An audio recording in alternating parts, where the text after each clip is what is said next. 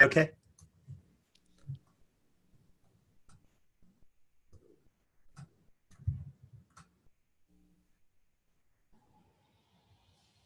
Hello, and welcome to the Be a Paid Speaker Now podcast, where you, as the expert, learn strategies, skills from motivational speakers like you that will help you to be able to grow your business and be a paid speaker now.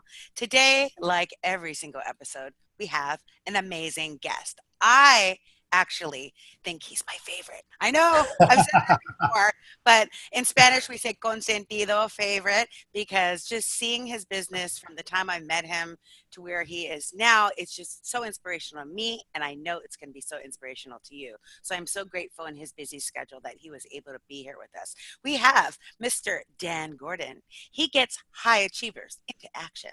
He only works with those who have a track record for success and are seeking exciting new frontiers in life. Is that you? As a transformational leader, Dan helps people step into bold new landscapes. Hold on, I lost the track. Where their greatest selves are revealed. So we are going to have an amazing time with Mr. Dan. Welcome. Hello, Deborah. So good to be here. Oh my God, he sounds like a DJ, right? Were you a Coming up DJ next? in another life? I was not. I was not. Oh, there you go. It's another talent to add to your career. So I just want you to share with them your story of being an expert and amazing marketing consultant that I know you are, and Hmm. then to hitting that stage. Like, what was the journey and the process for you? Well, it's so funny that you should mention marketing because my road to be a professional speaker was this. I'll give it to you in 30 seconds. Around July of 2016, I was a man in a very unusual position. I was face down on the carpet of a Washington, D.C. hotel room, crying my eyes out because I was having a nervous breakdown. I had lost my business. I had lost all of my money. I had no seemingly potential for income, for a future, for business. My business as it was had completely collapsed, and I was a wreck. 18 months later, I was in Dallas, Texas, in front of I'm sorry, in front of 1,000 people, being paid $10,000 for 1 hour of my time on stage. So my journey going from crying on the carpet to in Dallas um, was an exceptional one. And I can tell you it was fraught with a tremendous amount of discomfort, sometimes pain. But that's really what it takes. The start as a professional speaker is understanding the experience of life and the highs and the lows and everything in between, and being able to negotiate that, come out of it, and then inspire other people to step forward on their own journey. It's so true. In coaching a lot of new speakers, I'll hear them say, "Oh, but I feel really scared and uncomfortable." I'm like, "Well, welcome to the world of speaking. It's not the business for the people that want to be comfortable. Every single time I hit a stage, I know I'm uncomfortable. I don't know the crowd, this, that. And so how were you able, like what strategies were you able to do to get you out of that funk so that you could actually be a servant leader? Well, fortunately or unfortunately, I have been through enough difficulties in life where I know that life comes at you on life's terms. If you try to beat life in life's game, you're going to lose every time. And so there's a certain amount of surrender that you have to do. So even when I was in the depths of my struggle, Mhm. I knew somewhere in my head, I knew this wasn't the end of something, it was the beginning of something. And when I picked myself up and went to the Smithsonian Air and Space Museum, which is my favorite place in the world, I was inspired, and I asked myself, what is it that I've been consistently good at in my life? And I've been consistently good at being in the changing other people's lives business. Been good at helping people become better versions of themselves. So I knew I wanted to step that up and do it not just one-on-one, which I do with clients, but do it in a much bigger uh, capacity. And I knew that in order to get there, I could not do it alone because nothing great was ever created alone. And so my three tools of going from the carpet to the stage are networking, and want to guess what the third one is? Networking. Networking. Very good, Deborah. I'm so glad that you jumped on that. Yeah, you got to find people who are in your tribe. You got to get out there. You cannot sit alone in your home and come up with a plan and then just go hatch it. You have to get out there, find people in your tribe, inspire them, ask them for support, find mentors, find coaches. Like, the way that we met is I went to a free workshop that a college was giving on social media. And I met Deborah and I'm like, holy moly, this person has something. I gotta get to know her. And I had no idea of anything. All I knew is that Deborah was in my tribe. We had that, that immediate connection. I said, she has something and I want to get to know her. And I asked her for support. And so find your tribe, then find people who have audiences and ask them for opportunities to speak. I did like an infinite number of free speaking engagements to anybody who would listen. I met somebody who was in this thing called the Conscious Entrepreneur Network because I found that on a meetup and I joined it. I'm like, hey, do you ever do any events? And we put together events and I started speaking. Join networking groups. I've been in a networking group for 5 years. Get on the board, get involved in the networking group. Every week in your networking group, most networking groups, you do like a little 30-second presentation. Do a different presentation every week and hand someone your phone and have them video the presentation so you can watch it. Go ahead. That's the only way that you could really see how you are moving or playing with your hair, whatever it is that you do, by videotaping. And the networking thing is all about the power of synergy, because when we get into a funk, our ego, that's not our amigo, will say, isolate you. Nobody wants to hear you, right? And that's the time that you have to just get up and put yourself out there, no matter how uncomfortable it is. And it was so great to meet you. I knew when I met you too that we were kindred spirits and we're going to be working together. And Totally. to see you go, and one day we were having a session, he's like, I got to make a phone call. I'm going to negotiate this deal. I'm like, for speaking? He's like, oh yeah, keynote speaking. I'm like, we just talked about this last week. Like 3 weeks from the time that we had met, talking about him doing this, he was already negotiating. But that's the power that I want you to talk about the mindset. Because one of the things is networking, but something else about speaking, because I want you to get into fees right after that. So you have to believe in yourself and then be able to ask for those fees so that you receive it. Can you talk about that? Yeah, it's funny. David Letterman has this quote where he says, to be successful, you have to believe in yourself. And if you don't believe in yourself, pretending you do is good enough. It's true. Yeah, it really is. I mean, I can tell you that when I had that phone call, first of all, Deborah, you helped me so much on that because it's, we sat down like, all right, in 45 minutes, I have to have this call and I need to sound like I know what I'm talking about. So what are some things I should be saying? And, I guess I'll say it this way. You have to continue to step further and further into things that you don't know what you're doing. Mm-hmm. And you have to understand that fear and uncertainty are your traveling companions on this journey. Ooh, I like it. Yes. In fact, I'm going to say that again because I say that a lot. Fear and uncertainty are your traveling companions on this journey. You have to be willing to be uncertain. In fact, when I was in DC, in July 2016, I made two very strong decisions. And one was I was not going to feel confident for a while. Like I wasn't going to feel like I was on terra firma for a while. I just became comfortable with the fact that I was going to be uncomfortable. And the other one was that I was just going to put myself out there constantly. Right. And so it's, it's not like I sat home, developed a tremendous amount of confidence and then went out there. I went out there with not a lot of confidence, and I did, I did fake it till I made it, but I also just said yes to everything. Yes. And the other thing is we all have a unique ability to be in service to others.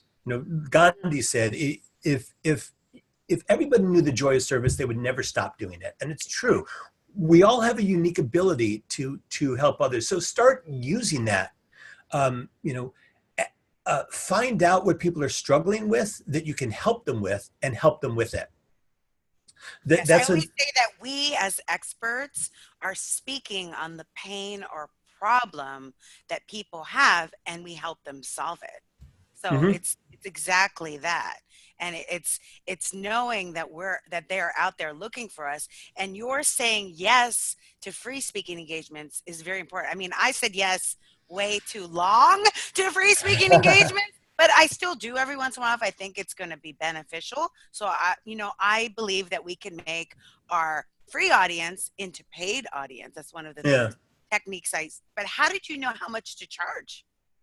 I thought up a number that I was scared to ask, and I asked for it. Oh, really? Oh, that's Yeah. cool. Because I said to myself, and this was literally my first paid speaking gig. My first paid speaking gig, I was paid $10,000. And yeah, and I mean, I'll admit it's unusual, or I'll say it's not typical, but understand Results that I may would, vary. yeah, results absolutely may vary.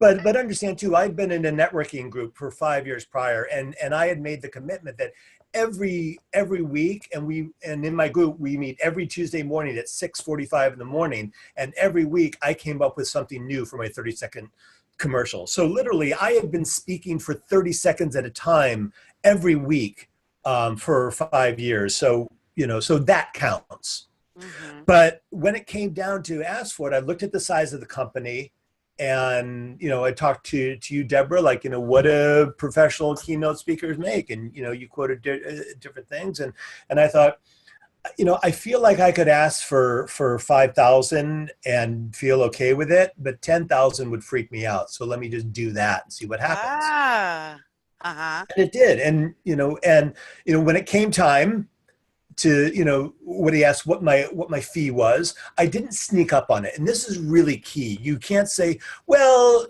sometimes I do this and sometimes I do that, but and I do pro bono, but maybe we can. You just have to put it right. It's like dating taught me a lot about sales, right? You can't like, maybe sometimes if you want to go get coffee, I don't know, just like, hey, let's go get coffee on Thursday. So. And that was it. When he said, "What's your fee?" But I you said said it with 10,000. certainty and conviction. Yes. Even if When it scared you, you spoke it as if this was your natural always fee. and I've done sales a lot, so I can tell you that you drop the price and then say nothing. You just let there be that uncomfortable silence. So when he said, "What's your fee?" I said $10,000, and then silence. Mm-hmm. That pause. And You have to yeah. be willing to pause. Yeah. Like a lot of salespeople or sales trainers will say the first person who speaks after the price loses in the negotiation. I don't know that that's true, but you just say it and then wait for what they say. If you I said hope like, everybody wins, actually. They yeah, win you. They win right. getting you. So. And, and the fact that he said, that's fine. I thought I could have asked for more. True. Because what you really want to hear when someone, when you say your price, you want to hear someone say, "Oh my God, are you kidding?" And like, yeah, well, that's what I get paid. And he's like, well, we can't, like if he said, well, we can't afford that. I said, all right, well, what do you usually pay your speakers? But you want to take it from a point of view is this is what I'm worth. This is what I'm paid. this particular gig is something I want to do, so I would be willing to take less because it's valuable for me. But you And then, have to believe in your value. and then how did you prepare for the speech to nail it, to get another one? I know this Oh, story. oh my God. So uh, Deborah helped me with questions to ask. So I wanted to come up with a series of questions that would help give me the information that I needed so that I'm giving them what they want. Because at the end of the day, it's not about me getting up there and talking about myself. It's serving the company. Amen. So Deborah's questions were a great start. I came up with a bunch of my own questions. I talked to some other speakers, and I created what I called the deep dive, which is an online intake form. And so I sent that out to 3 of the key decision makers, and I got all that information in. And it's great because in essence, they're helping to create your speech for you. They say, these are the things I want to hit. Right. And it's like, okay, great. So then the outline becomes weaved around the things that they're asking for. Because it's getting right to their culture, their pains, their Mm-hmm. problems, what they want to Right. leave seeing and feeling and having. And then you give them exactly what they told you you wanted. And they're like, you're a genius. You're like, I know. Yeah. So, Thank you. like, for instance, one of the things that they said is, and this is a company who people sign on as affiliates, and they're paying like $30,000 to become affiliates in this organization. And they said, we want people to feel good about the investment that they made. So I got up there, and one of the things I said is that for every one of you in the room, and this is true, for every one of you in the room, there's 1,000 people out there who wish they had the courage to do what you've done. You are exceptional, and you deserve your own appreciation, and I want to hear it right now. And I got them to give themselves a round of applause, like an enthusiastic round of applause. And it really made the company that hired me really happy, because they said, wow, these people now feel really good about the fact that they're here because you validated them. Yes. I love that. I love that. And so, if now in your speaking career, any specific marketing strategies that you use to get more gigs that other people could use? It really comes back to networking. Like I'm doing all the usual things. I have a podcast. I'm going to be launching a Facebook book live. I'm finishing a book. I'm designing a new website. I'll do SEO on it. Like all that right stuff. But it comes back to talking with people and sharing your vision. You can't replace the power of one-on-one communication. That can't be your only thing, but it has to get out there. And so there's a couple things that I would suggest. First, have a powerful tagline, or a line that sums up who you are and what you do. So something that I say to people all the time is, do you want to keep living your life just as you're living it, or do you want to go on an adventure? That's what I do. I will put you on the adventure of your business and of your life. And I use analogies a lot. You want to draw pictures in people's minds. So I say, I take people across the dangerous Indiana Jones rope bridge from where they are to where they're supposed to be, and guide them every step of the way. So you can see that rope bridge. You can understand how scary that is to go on a rope bridge that's 1,000 feet, spanning a chasm.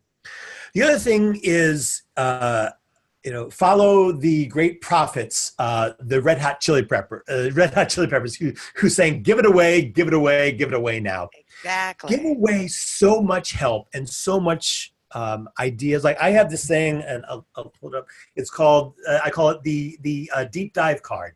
And it's 5 questions that help people engage with other people, because communication is becoming such a lost art, being able to hold a conversation. And the mistake that so many people make in conversations is they get in a conversation and they're like, let me tell you all about me. Here's what's going on with me. Here's what I want, because they don't know what else to talk about. So I have these five questions that go from what was your favorite toy as a kid, all the way down to what do you love about yourself? and you really engage people and you learn something about them. And once you do that, once you show a genuine interest in other people, and I mean a genuine interest in other Right. people, they become connected to you and they feel like, wow, this person is really smart if they're interested in me. And the other thing is that they're much more willing to be of service to you and to help Right. you move your vision forward. This is not about you getting on stage to talk about you. It's about moving a vision forward. Exactly. There used to be a saying is you're not a sage on the stage, you're an expert with a message. That's why I always say, you remember, you're the messenger for the message. It's through you, not from Yeah. you. You know our time is already up. Holy It's a moly. short That podcast. continues. It's short and sweet, friend. But I want people to know where they can find information about you if they want to see you speaking live or hire you for speaking. You can go to Dan Gordon Enterprise. That's not Enterprises, just Dan Gordon Enterprise, like the Starship Enterprise, My own. .com. Hmm.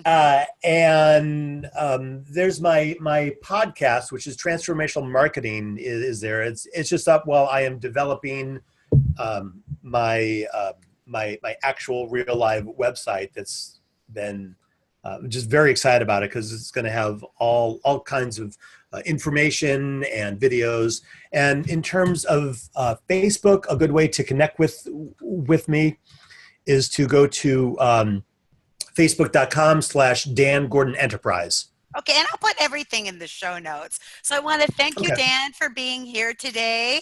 And I want to remind you that this show is being sponsored by the Be a Paid Speaker Now Academy, where you get the step-by-step videos, 70-page workbook, and program to help you to get your expertise out there so you can be the messenger for the message in the world. My name is Deborah Deras, your host for the show, and we will be back every week with another great speaker. If you like the show, we would appreciate a great review on iTunes and sharing it with a friend, because you know that sharing is caring. So I Sharon. want you to remember that with the power of synergy, anything is possible. Thanks for And tuning in. although one last thing, if you're smart, if you're really smart, you will connect with Deborah Deras because she is not just an amazing speaker, but an amazing trainer of amazing speakers. Deborah, I owe so much to you. And I'm so happy that you're creating this academy that helps so many people because it really is such a beautiful profession when done well, and you help people do it so well. Thank you. Appreciate You bet. it. Bye.